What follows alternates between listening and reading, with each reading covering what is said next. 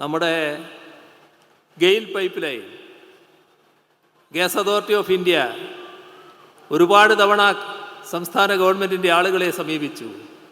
ഒന്നും ചെയ്യാൻ തയ്യാറില്ല, ഭൂമി കൊടുക്കില്ല. അവസാനം അവരും നാടുവിട്ടു. ഞാൻ പറയുന്നില്ല, അവരെയും തിരിച്ചു വിളിച്ചു 2016. ഇപ്പോൾ നേരത്തെ ആ ലൈൻ പൂർത്തിയായി. ഇപ്പോൾ നമ്മുടെ അടുക്കളയിലടക്കം, പല പട്ടണങ്ങളിലെയും അടുക്കളയിലടക്കം ആ ഗ്യാസ് പാചകവാതകമായിട്ട് എത്തുകയാണ്. നമ്മുടെ ഫാക്ടറികളിൽ ഇന്ധനമായിട്ട് എത്തുകയാണ്.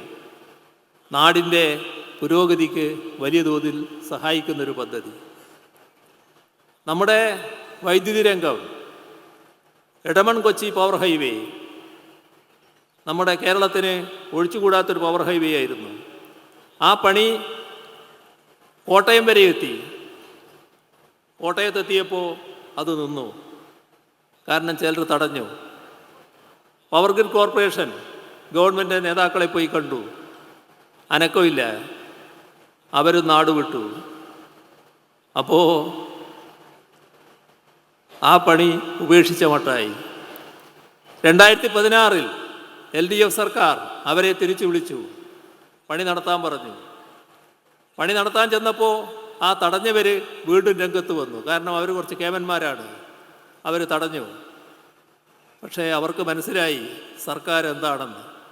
ഇപ്പോൾ ആ ലൈനിലൂടെ ഇപ്പോഴല്ല, നേരത്തെ മുതൽക്ക് നല്ല രീതിയിൽ വൈദ്യുതി പ്രവഹിക്കുന്നു. ഇതാണ് അവസ്ഥ.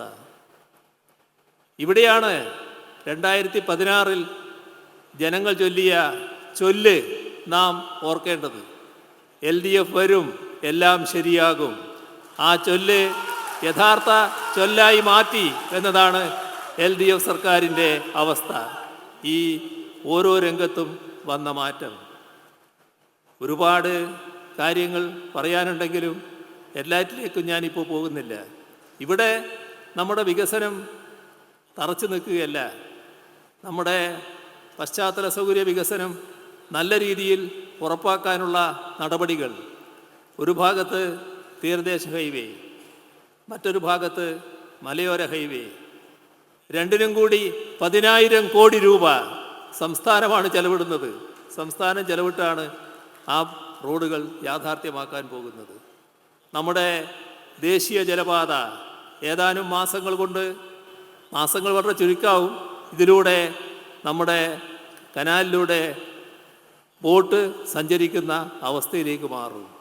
കോവളം മുതൽ ബേക്കൽ വരെയുള്ള പാത നല്ല തോതിൽ ഒരു ഭാഗം ആദ്യഘട്ടത്തിൽ പൂർത്തിയാക്കാൻ കഴിയുന്ന നിലയിലേക്ക് വന്നിരിക്കുന്നു. ഇതെല്ലാം നമ്മുടെ നാടിൻ്റെ വലിയ തോതിലുള്ള പുരോഗതിക്ക് വഴിവെച്ചിട്ടുള്ളതാണ്. നമ്മുടെ റോഡുകൾ, നമ്മുടെ പാലങ്ങൾ, നമ്മുടെ ഫ്ലൈ ഓവറുകൾ, നമ്മുടെ ഓവർ ബ്രിഡ്ജുകൾ എല്ലാം ഇന്ന് നല്ല രീതിയിൽ ഉയർന്നു കഴിഞ്ഞിട്ടുണ്ട്. പശ്ചാത്തല സൗകര്യ രംഗത്ത് വലിയ കുതിപ്പ് നമുക്ക് നേടാൻ കഴിഞ്ഞിരിക്കുകയാണ്. ഇതോടൊപ്പമാണ് വികസന കാര്യങ്ങളോടൊപ്പം ക്ഷേമപ്രവർത്തനങ്ങളിലും നാം ശ്രദ്ധിക്കുന്നത്.